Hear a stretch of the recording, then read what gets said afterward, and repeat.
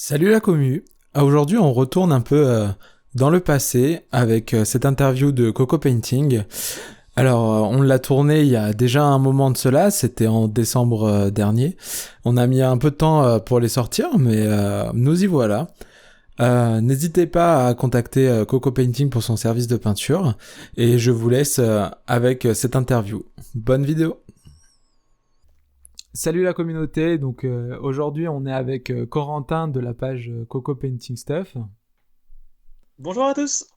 Eh ben aujourd'hui on va faire une petite interview avec toi, donc savoir un peu qui tu es, comment tu es rentré dans le jeu MSBG, comment aussi va ton service de peinture et puis comment tu as eu cette année de compétition qui vient de s'achever.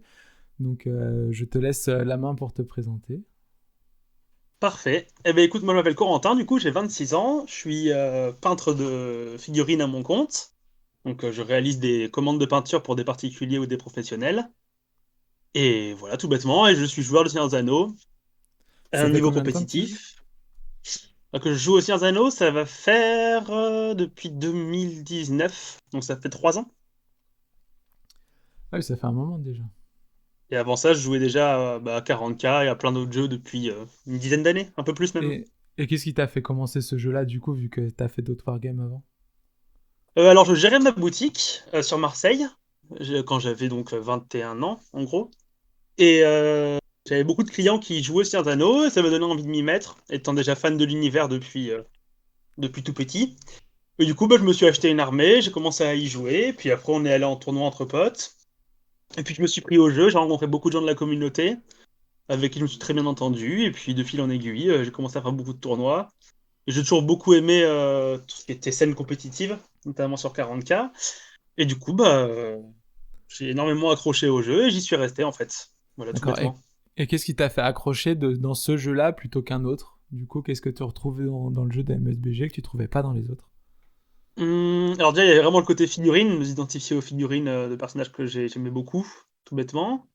Il y avait un côté micro-gestion que je trouve vraiment chouette par rapport à beaucoup de jeux qui sont très centrés sur la macro, qui me plaisait énormément. Il y a un côté aussi un peu plus monolithique dans le jeu, où le jeu évolue moins que d'autres jeux, ce qui n'est pas un défaut. Par exemple, à 40K, si on veut une armée compétitive, il faut quand même se mettre à jour assez régulièrement. Ça demande beaucoup d'investissement en temps, en peinture, en montage, en lecture. Et alors qu'au Seigneur des Anneaux, quand même, le jeu bouge assez peu.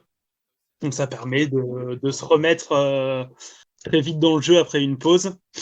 Notamment même en termes de peinture, une fois que tu as tes 24 Minas Tirith, tu les as quasiment à vie, quoi. Donc c'est beaucoup plus simple, je trouve, de suivre le jeu.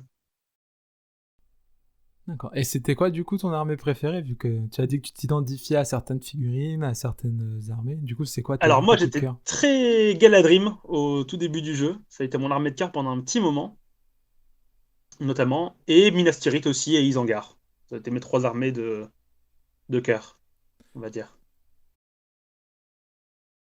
Et si t'avais une figurine à citer, celle auquel tu t'identifies le plus? Tu veux dire dans les livres ou les films? Ouais, dans tout.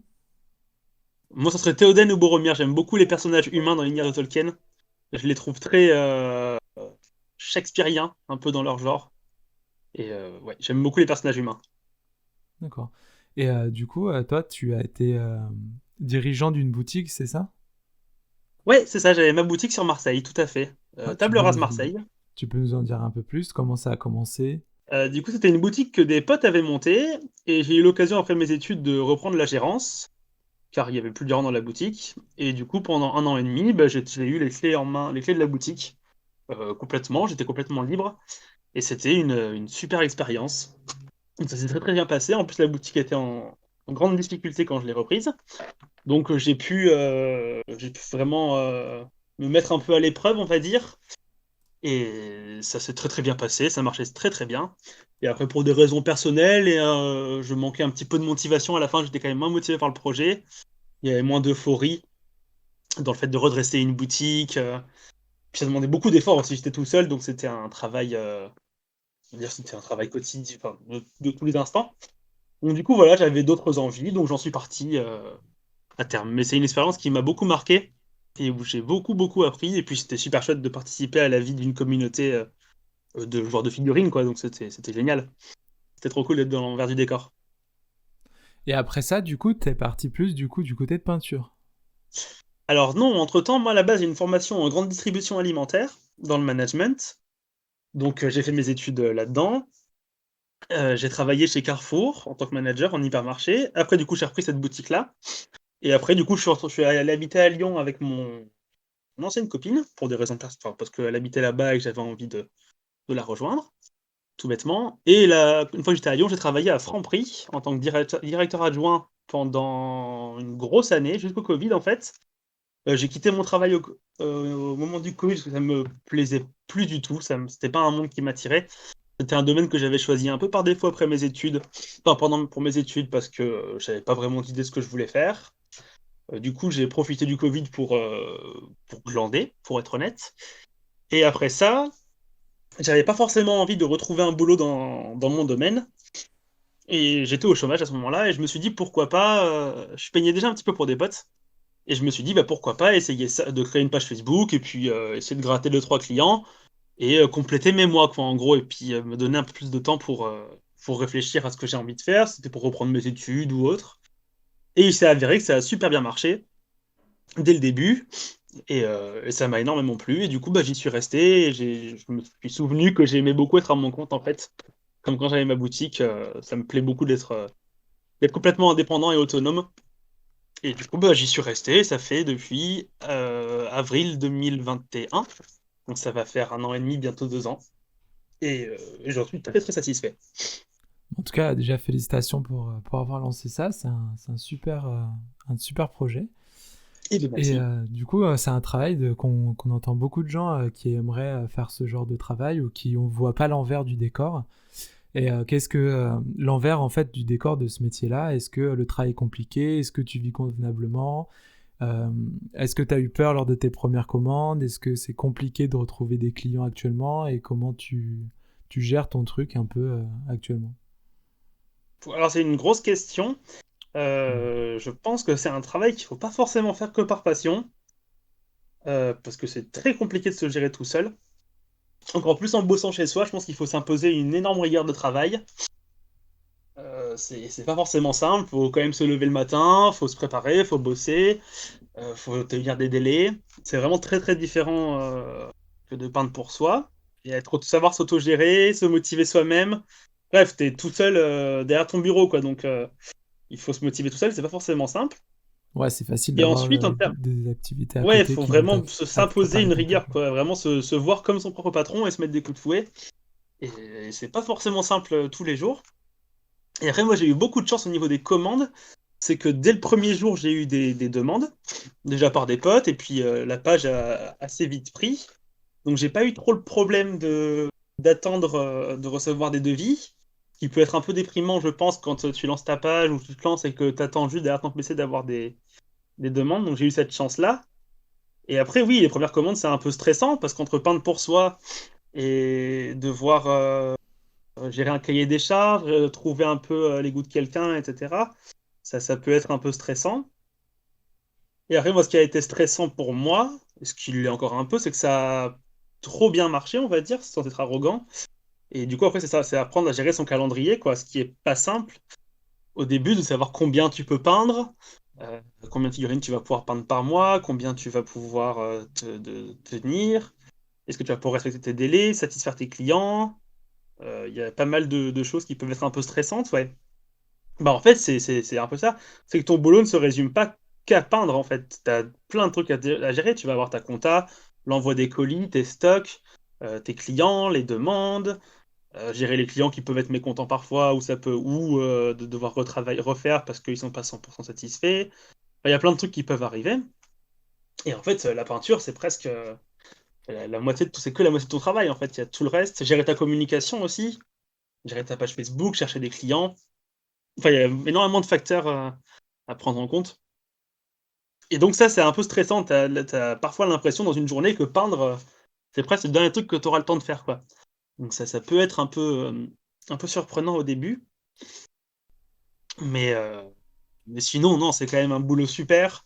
Bon, t'es quand même chez toi à peindre des figurines, quoi, donc il y a quand même pire. Mais il faut vraiment le voir comme un travail, s'investir à fond, se motiver, et voilà, pas se dire que c'est un boulot passion et que ça va être que du fun, quoi. Il y a des moments où ça va être relou, des moments où tu vas être fatigué, où tu vas pas avoir envie, ou des projets qui vont plus ou moins te plaire. Mais je pense que c'est secondaire, quoi. Il faut vraiment le voir comme si c'était un travail lambda de tous les jours et profiter des bons côtés, quoi. Ouais, il y a aussi, on entend beaucoup de gens qui disent que les services de peinture, c'est très cher. Et qu'est-ce que toi, tu as envie de leur dire à ça? Parce que je présume que derrière, il y a, quand on voit différents tarifs, c'est aussi qu'il y en a qui le font juste pour arrondir les fins de mois au black et d'autres qui le font professionnellement. Forcément, il y a quelque chose de différent là-dedans. Et comment toi, tu vois ça de l'intérieur? Alors tout à fait, c'est d'ailleurs un pseudo-problème qui n'en est pas vraiment un. Quand on commence, quand on sort, on a tous des prix très bas. Moi, j'ai commencé par exemple à 5 euros le Marines, tout bêtement. Et en fait, tu te rends vite compte qu'en fait, c'est pas possible parce que tu as un taux horaire en fait à respecter. Tu bosses pas 30 heures par jour, même si j'en suis pas très loin. Mais donc, du coup, tu dois monter tes prix petit à petit, ta qualité aussi. Et je sais que les prix d'une figurine, d'un peintre à l'autre, ça peut aller de 5 euros le Marines à 100 par exemple. Enfin, il y a une variation qui est énorme, ça dépend du service proposé. Et oui, après, il y a ce problème-là du petit peintre, des studios qui font ça en complément, au black, on va dire, enfin, qui font ça en complément de leur salaire, qui pratiquent des prix très très bas, Et qui sont pas forcément mais qui du déclarés, coup du ne coup. t'assurent pas forcément un service au top, soit en termes de délai, de qualité, parce qu'ils n'ont pas forcément les mêmes besoins. Par contre, quand tu vas chez un peintre certifié, on va dire, qui est déclaré, etc., tu as quand même déjà une assurance juridique, que tu vas être sûr de récupérer tes figurines un jour, que tu peux le poursuivre en justice, tout bêtement. Tu vas avoir aussi tous les avis sur la page Facebook, tous les retours clients que tu peux avoir. Enfin, tu as l'assurance d'un certain service, quoi. Le prix va aussi avec l'assurance du service derrière, quand même. Quand tu payes une figurine 100 euros chez un peintre, par exemple, tu payes ton code de Marines 1000 euros, ça peut arriver chez certains peintres de Displace Marines, bah, tu peux être quasiment sûr, à l'inverse, que tu auras le résultat que tu attends, que tu auras une qualité de ouf. Voilà, et après, c'est aussi un travail qui prend énormément de temps. Pour ceux qui peignent, vous le savez vous-même. Quand on prend une armée pour soi, c'est un taf assez monstrueux, quoi. Clairement. Donc déjà, on va payer aussi le temps que va investir le peintre pour peindre l'armée. Et souvent aussi, plus le peintre est cher, plus il y aura de compétences derrière. Et tu payes aussi la compétence, tout le temps que le peintre a mis à acquérir ces différentes compétences, qui est un temps énorme. Tu ne payes pas aussi tout le matériel que le peintre va avoir à disposition, aérographe, peinture, pinceau, enfin, etc. Donc il y a plein de trucs que tu payes pas. Quand tu payes un serrurier qui vient juste t'ouvrir ta porte pour 900 euros, bah en fait tu payes aussi toutes les études qu'il a dû faire pour pouvoir faire ça, par exemple, ou le plombier, etc. Enfin, comme beaucoup de travaux d'artisanat. Et aussi autre chose, entre les peintres déclarés et les pas déclarés, il y a 25% de charges par-dessus qui font que le prix va être forcément plus cher, quoi, entre guillemets, hein. Bah C'est forcément, un et peu si l'État en obligatoire. prend une partie, Voilà, donc oui, il y a c'est pas un le choix. service assez cher, faut pas se voiler la face, c'est pas un service qui est forcément donné à tout le monde. Et après, à voir si les prix sont justifiés ou pas, ça c'est libre à chacun. Mais moi, personnellement, je trouve que les prix sont justifiés pour la plupart des peintres. Et j'ai beaucoup de gens qui reviennent de peintres pas très chers, qui me demandent un devis, je leur fais un devis. Ils vont demander à un tout petit studio d'un petit peintre, enfin pas d'un petit peintre, c'est pas forcément le bon mot, d'un peintre pas déclaré, Qui n'a pas énormément de commandes. un peu à la one again, on va dire, où tu n'auras pas forcément l'assurance, et qui reviennent vers moi parce que la commande a été catastrophique. Par exemple, ça s'est très très mal passé, ça a pris un an alors que ça devait prendre un mois. La qualité est vraiment pas terrible, enfin, ça arrive assez régulièrement, quoi. Donc voilà, si jamais vous vous lancez dans le service de peinture, faut pas avoir peur d'assumer ses prix et de les justifier, quoi. Faut que ça soit justifié derrière, bien sûr, il y a une concurrence. De toute façon, les prix s'ajustent avec la concurrence, Ouais, je présume aussi que naturellement. t'adaptes aussi tes prix en fonction de ce que te demande la personne. Bien sûr, tout à fait. Après, on propose quasiment tous plusieurs niveaux de peinture. Donc voilà, après, c'est au client d'aller comparer les exemples que peuvent lui donner plusieurs peintres pour une même qualité, comparer les différents prix et voir ce qui lui convient le plus, tout bêtement. D'accord. Et en tout cas, dans tous les cas, on retrouvera donc là, pendant la vidéo, vous verrez des photos de figurines que Coco Painting a peint. Et de toute façon, vous aurez tous les liens pour le contacter si ça peut vous intéresser dans la description. Et donc, du coup, est-ce que toi, en termes de ta façon de vivre, est-ce que c'est une façon de vivre qui te convient? Est-ce que tu bosses beaucoup? Est-ce que tu gagnes convenablement ta vie? Oui, alors moi, c'est un rythme de vie que j'affectionne particulièrement. Déjà parce que je suis relativement libre. J'ai pas forcément quelqu'un au-dessus de moi, j'ai pas d'employé à gérer non plus, à l'inverse. Donc c'est très très agréable de se gérer tout seul. J'ai aucun problème à m'auto-gérer, à me motiver par moi-même, donc ça me convient. Enfin bref, c'est un cadre de vie qui me convient parfaitement. En plus, t'as quand même relativement la liberté de prendre tes vacances comme tu veux, de prendre des repos un peu comme t'en as envie. Après voilà, moi je bosse énormément. On va dire qu'en gros, je suis à 60 heures par semaine depuis 1 an et demi. Sacré rythme. Donc je peins 6 jours par semaine. Voilà, je peins 6 jours par semaine. Des grosses journées, sans compter tout le temps de faire les colis, etc., d'aller à la poste. Bref, tout ce qui va, tous les à côté. Donc c'est un boulot vraiment, oui, c'est un travail à plein temps et j'ai la chance d'avoir la quantité de travail pour pouvoir faire ça à plein temps, ce qui n'est pas le cas d'autres personnes. Donc c'est très très très chouette pour moi et j'en vis de fait très très bien. Donc ça fait, oui, des journées de 8-9 heures assez rapidement en fait. Ouais, un gros bourreau de travail, quoi. Et donc, du coup, est-ce que dans tout ça, tu as toujours le temps de peindre pour toi? Est-ce que tu prends toujours autant de plaisir à peindre quand tu peins pour toi? Alors le plaisir, oui, le temps, moins. J'essaye tous les jours de prendre une petite demi-heure, 1 heure pour peindre pour moi, d'avancer sur mes projets.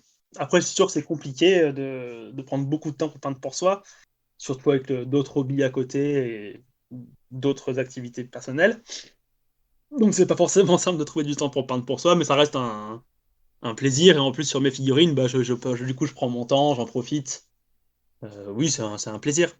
Il n'y a pas d'obligation, j'ai pas d'impératif. C'est que du bonheur. Et ça me permet aussi de peindre, de tester des trucs pour progresser, pour pouvoir proposer des services de qualité aussi. Donc non, il n'y a pas de souci pour peindre pour moi. Et du coup, les figurines de SDA comparées aux autres gammes, vu que tu dois en voir beaucoup passer, qu'est-ce que t'en penses? Alors les dernières sorties, depuis que Game Workshop a relancé le jeu, donc il y a 4 ans on va dire, 2018 si je ne m'abuse, sont vraiment super super super chouettes. Je trouve que la vieille gamme métal aussi des frères Perry est incroyable pour son âge notamment. Je trouve qu'elle est vraiment très très très belle. Et après la gamme plastique, bon on va dire que ça dépend quand même des kits. Mais globalement, ça reste très agréable à peindre. C'est plus rapide que d'autres gammes, notamment Warhammer 40 000, où les figurines sont très détaillées, voire trop parfois, et où ça en devient presque parfois un peu un enfer à peindre. Alors que le SDA, c'est trop trop cool à peindre, quoi, pour ça. Ce sont des très belles figurines, et c'est cool à peindre. Voilà, donc pas trop de soucis pour peindre du SDA. Ok, et du coup, toi, tu es aussi un gros compétiteur, donc tu n'es pas qu'un peintre. Et donc, du coup, cette année, tu as fait une belle saison par rapport au classement WTC de cette année. Et il me Merci, semble que tu merci. es qualifié pour le WTC cette année. Donc, pourquoi as-tu commencé la compétition? Pourquoi continues-tu à y aller? Et qu'est-ce que tu y retrouves? J'ai toujours beaucoup aimé la compétition dans tous les jeux où j'ai pu jouer. Je pense que j'ai une bonne compréhension du jeu en plus, donc ça m'aide pas mal, même en jouant assez peu. J'ai pas mal d'automatisme en ayant 10 ans de wargame derrière moi et sur différents wargames. Et bah, j'aime l'aspect compétition, j'aime jouer pour gagner, ça me plaît, sans tomber forcément dans la méchanceté ou dans l'anti-fair play, enfin l'anti-jeu plutôt. Mais j'aime la compétition, j'aime ce côté gagne, j'aime jouer pour gagner en fait tout bêtement. Jouer des bonnes listes, jouer des bonnes armées. Et aussi sur les tournois, il y a quand même le côté où on est tous plus ou moins potes dans la communauté au bout d'un moment. Et c'est l'occasion aussi de retrouver tout le monde, vu qu'on n'est pas tous dans les mêmes villes. Donc c'est super agréable à chaque fois d'aller en tournoi, rencontrer tout le monde. Donc c'est très très cool, ça me plaît beaucoup. Et l'ETC, bah, c'est aussi c'est un peu la même chose en fait, hein, ça se calque un peu, c'est partir entre potes pour un week-end et essayer de gagner un trophée, un tournoi sympa. Donc Ouais, un tournoi c'est très cool. international. Voilà, c'est pas mal. Et donc, du coup, toi, c'est pas la première fois que tu vas à l'ETC? C'était la deuxième fois du coup. Et du coup, J'y comment ça suis s'est allé l'année passé dernière et comment ça s'est et là passé cette du coup? année. Raconte-nous un peu ton expérience du coup de cette première ETC. C'était un peu stressant au début, quand même, d'avoir un petit peu la pression, de voir plein de joueurs, enfin, les meilleurs joueurs du monde, on va dire, enfin, même si c'est un peu fort comme mot. C'est un poil stressant.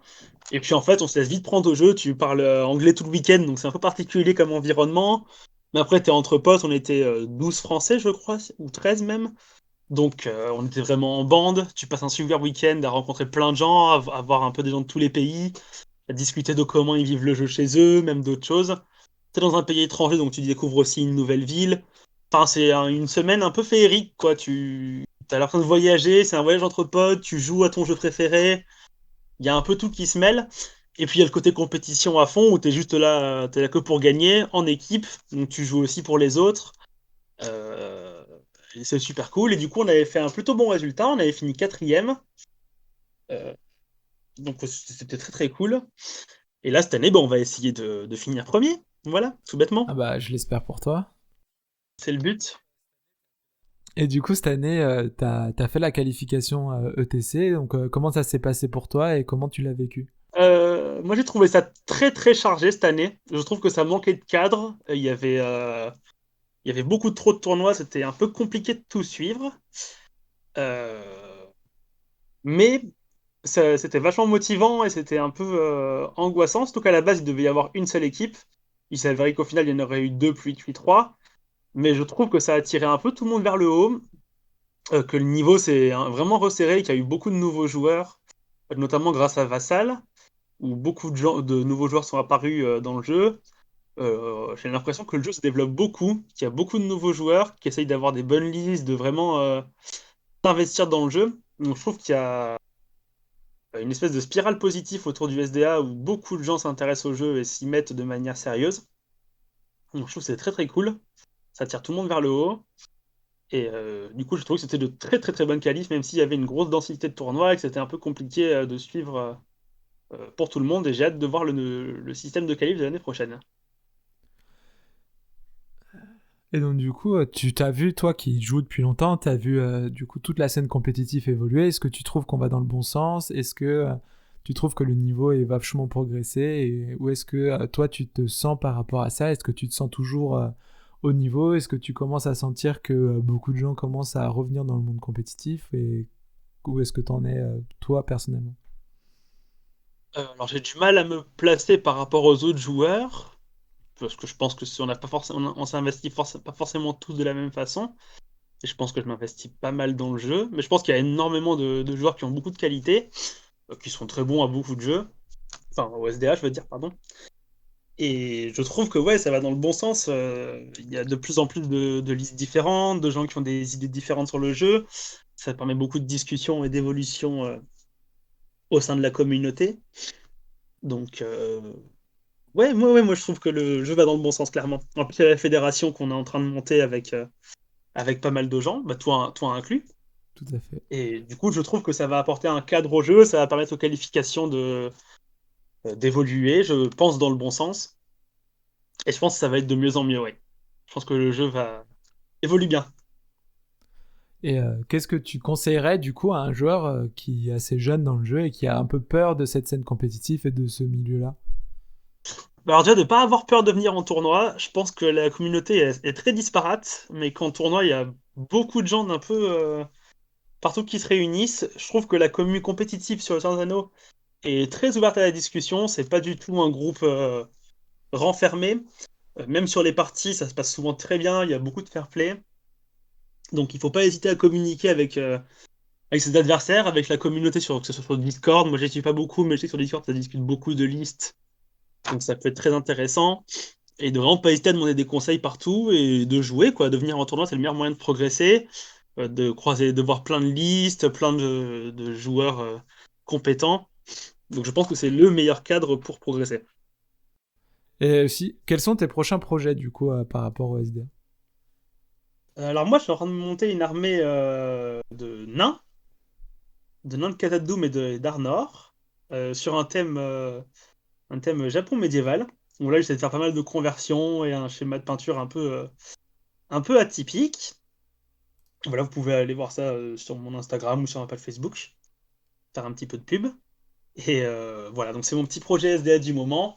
Mais sinon, j'ai pas mal de figurines uniques que j'essaye de peindre petit à petit, le nouveau Glanfinel, le nouveau Elrond. Donc voilà, pour m'éclater un Ah, peu c'est des belles filles. dans mon coin. Et j'ai envie de changer de thème de liste pour les prochaines qualifs aussi.